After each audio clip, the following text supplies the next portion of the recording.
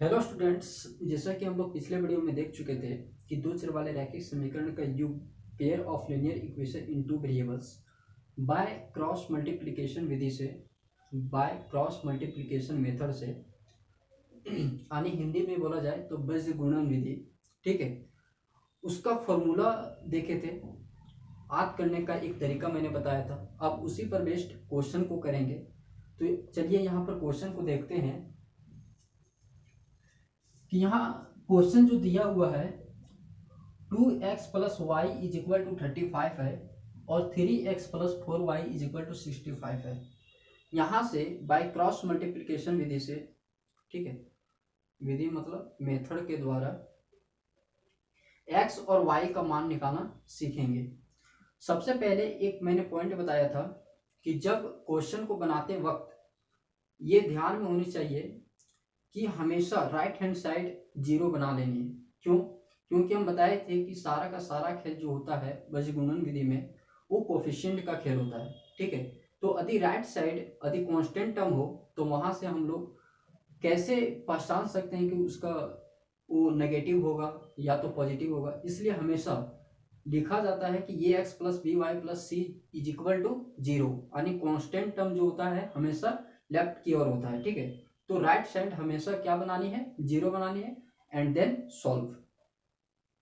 तो यहां पर हम लोग क्या करेंगे कि सबसे पहले इसको लेफ्ट साइड लाएंगे, इसको भी लेफ्ट साइड लाइएगा और फिर आगे शुरू कीजिएगा। ठीक है, तो देखिए कैसे बनाते हैं बाय क्रॉस मल्टीप्लिकेशन विधि से।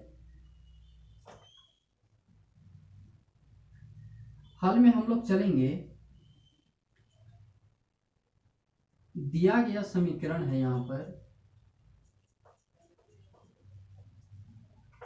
2x प्लस वाई और इसको -35 लिख सकते हैं इज इक्वल टू जीरो। ठीक है, और 3x प्लस 4y -65 is equal to zero, और यहाँ पर क्या होगा? समीकरण 2। अब क्या करेंगे? कॉफिशिएंट को लिखेंगे, x के कॉफिशिएंट को लिखेंगे, y के कॉफिशिएंट को लिखेंगे, और जो मैंने फॉर्मूला बताया था उस फॉर्मूला में क्या करना है? पुट करना है और आसानी से x और y का मान ज्ञात करना है। तो यहाँ से समीकरण 1 से a1 का वैल्यू क्या आ जाएगा, जो कि a1 क्या बताता है? x का कॉफिशिएंट बताता है इन समीकरण 1। ठीक है, तो a1 इज इक्वल टू क्या हो जाएगा? 2 हो जाएगा। b1 इज इक्वल टू क्या हो जाएगा? y का कोफिशिएंट को बताता है समीकरण 1 में। ठीक है, तो यहाँ पर 1 हो जाएगा और c1 इज इक्वल टू क्या हो जाएगा? -35। ये 2 इज इक्वल टू क्या हो जाएगा? 3, b2 इज इक्वल टू क्या हो जाएगा? 4 और c2 इज इक्वल टू क्या हो जाएगा? -65।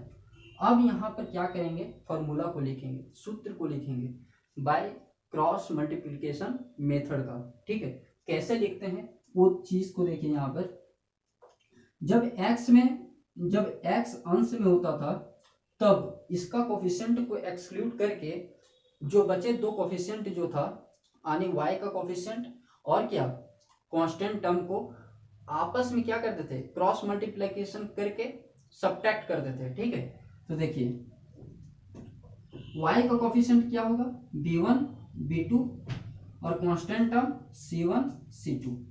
ठीक है, तो यहां पर क्या करेंगे? क्लास कर रहे हैं।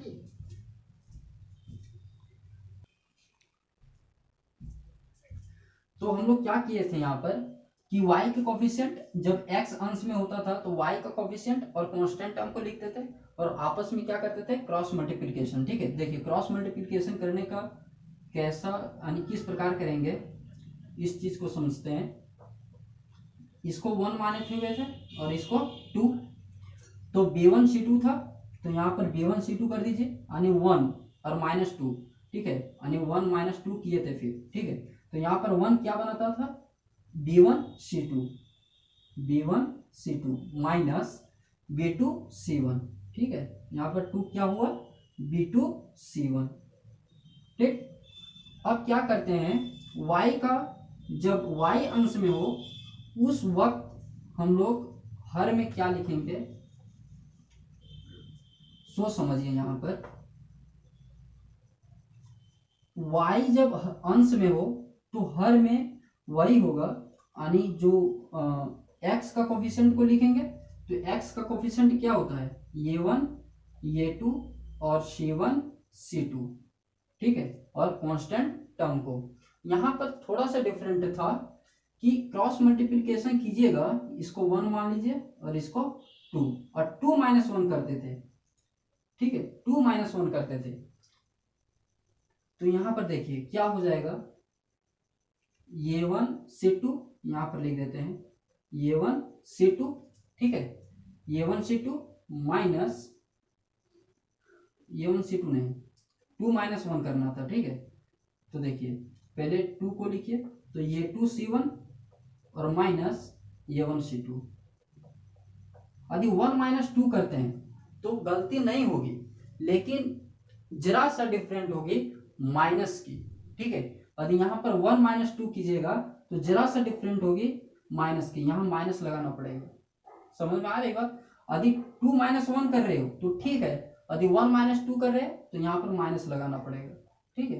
अब हम लोग क्या करते हैं कि जब 1 अंश में हो तब क्या होगी, ठीक है, जब 1 अंश में हो तब क्या होगी, x का कोफिशिएंट को लिखते थे और y के कोफिशिएंट को लिखते थे, नहीं तो यहाँ पर b1 और b2 और इसको मल्टीप्लाई कर देते थे, इसको 1 माने हुए थे और इसको 2, ठीक है।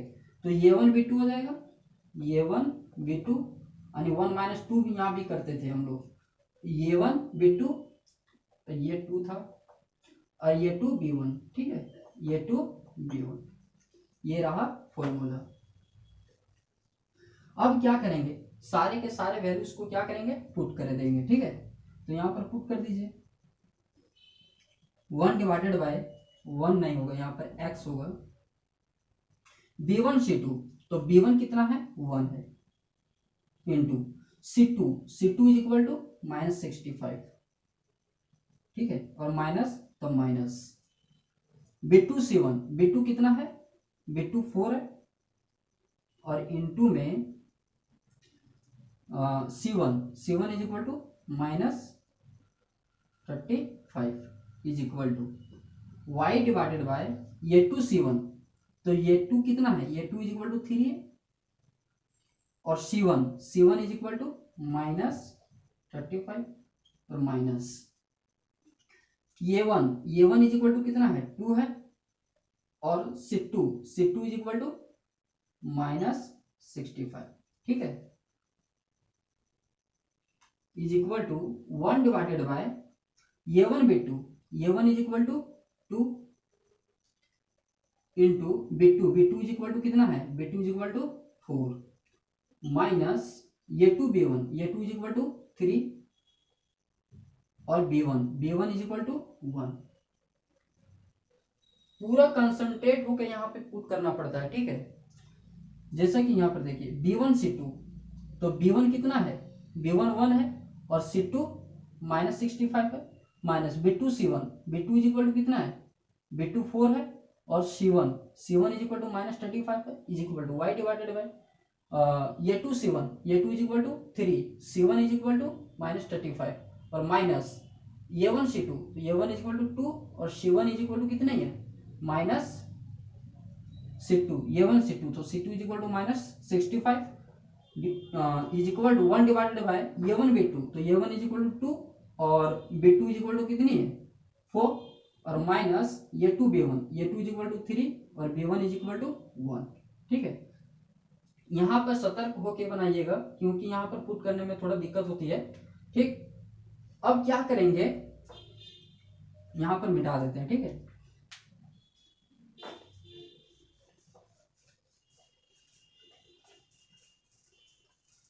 अब इसको सॉल्व कर लेंगे, ठीक। तो यहाँ पर सॉल्व करेंगे, यहाँ इंप्लाइज होगा, तो क्या होगा सो देखिए x डिवाइडेड बाय -65 इंटू 1, तो -65 हो जाएगा, और यहाँ पर गुना करेंगे तो ये प्लस हो जाएगा, 5 चौके 20 हो जाएगा, और 4 तिया 12 और 2 14, यानी 140, ठीक है। Is equal to Y divided by 35 दिया 105 होता है, तो -1 और 105 और यहाँ पर प्लस हो जाएगा 5 दूनी 10 के 0 और 6 दूनी 12 और 1 13, ठीक, और माइनस माइनस प्लस। यहाँ पर क्या होगा 1 डिवाइडेड बाय 4 दूनी 8 और माइनस 3 एकम 3, ठीक है।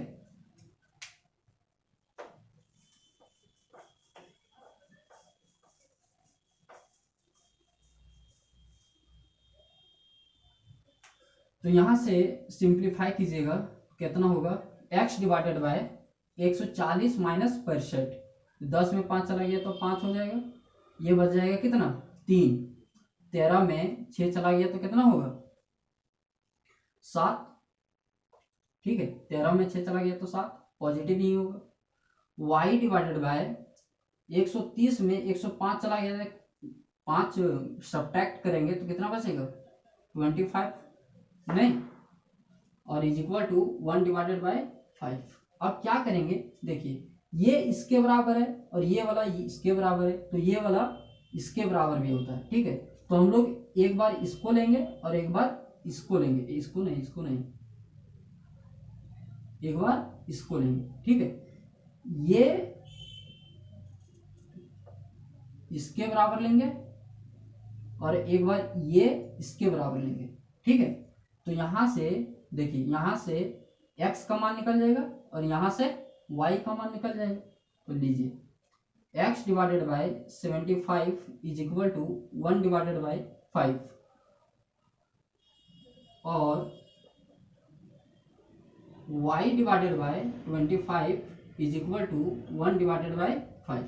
यहां पर क्या होगा देखिए, 15 × 5 = 75 हो जाएगा, तो x इज इक्वल टू 15, ठीक है।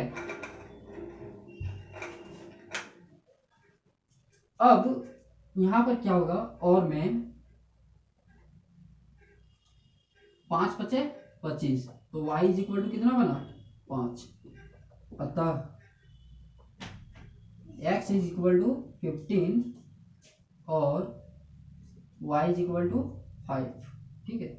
ये आंसर है, बहुत इजी है, सिर्फ कोफिशिएंट का यहाँ पर खेला है, ठीक है। तो फिर बढ़ते हैं नेक्स्ट क्वेश्चन की ओर।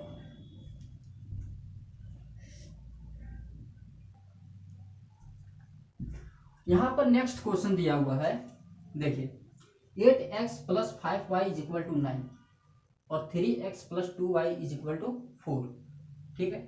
तो चलिए बनाते हैं यहाँ पर।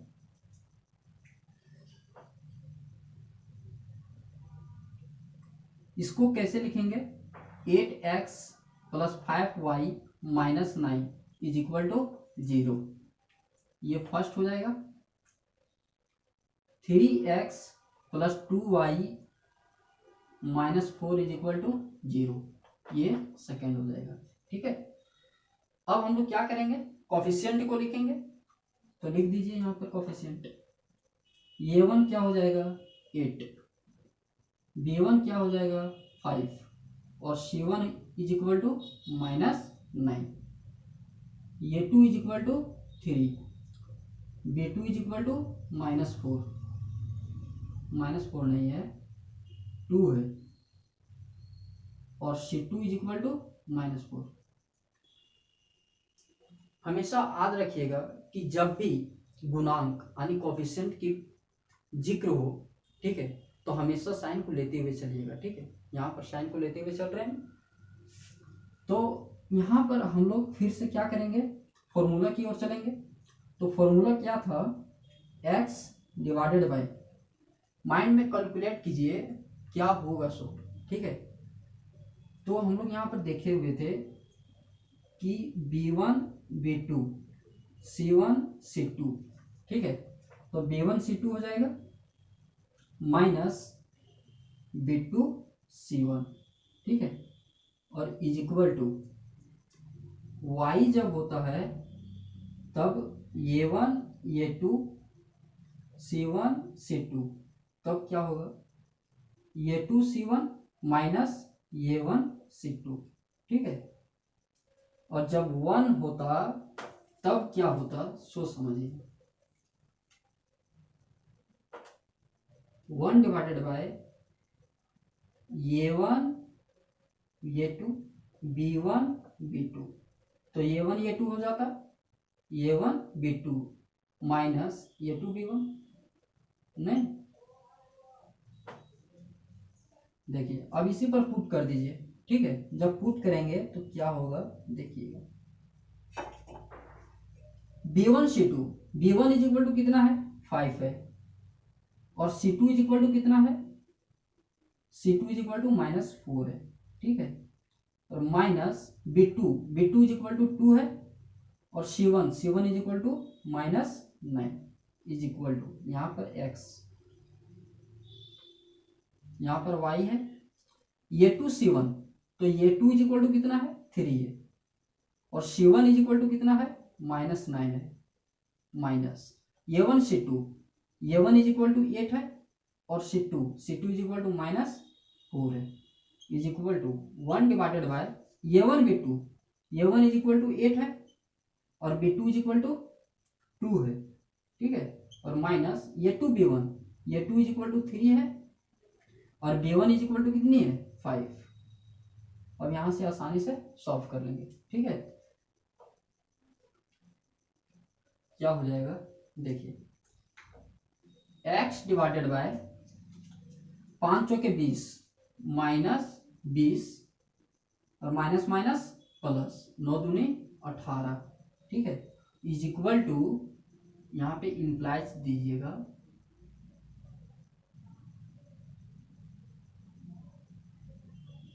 y divided by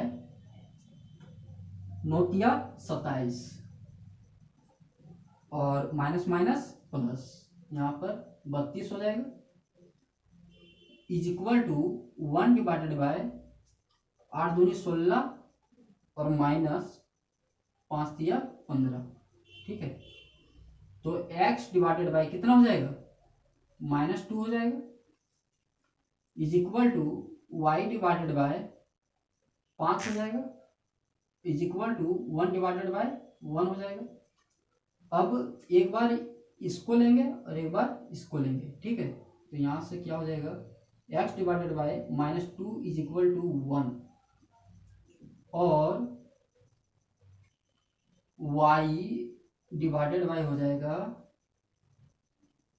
1 divided by 1। तो यहां से x इज इक्वल टू कितना बना -2, और y इज इक्वल टू 5, ठीक है। ये फाइनल आंसर। तो उम्मीद करता हूं कि आप लोग भी इसी तरह, हम क्वेश्चन देंगे यहाँ पर अभी, ठीक है, उसको बनानी है। तो बने रहिए वीडियो के साथ।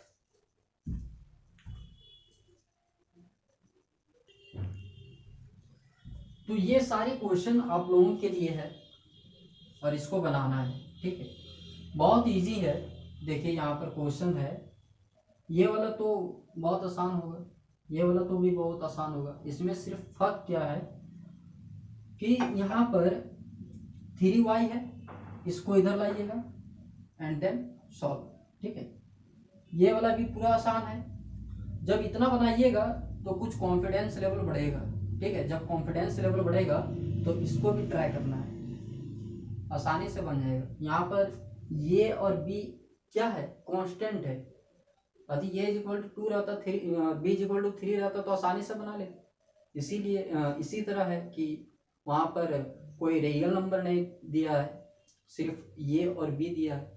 तो इसको भी ट्राई कीजिएगा, ठीक है। तो हम लोग चलेंगे नेक्स्ट वीडियो की ओर, और नेक्स्ट वीडियो में आखिरी अंतिम विधि को पढ़ेंगे बाय ग्राफिकल मेथड, ठीक है। ग्राफीय विधि से x और y का मान कैसे निकालते हैं वो बहुत बहुत इम्पोर्टेंट होता है, ठीक है। तो बस आज इतना ही।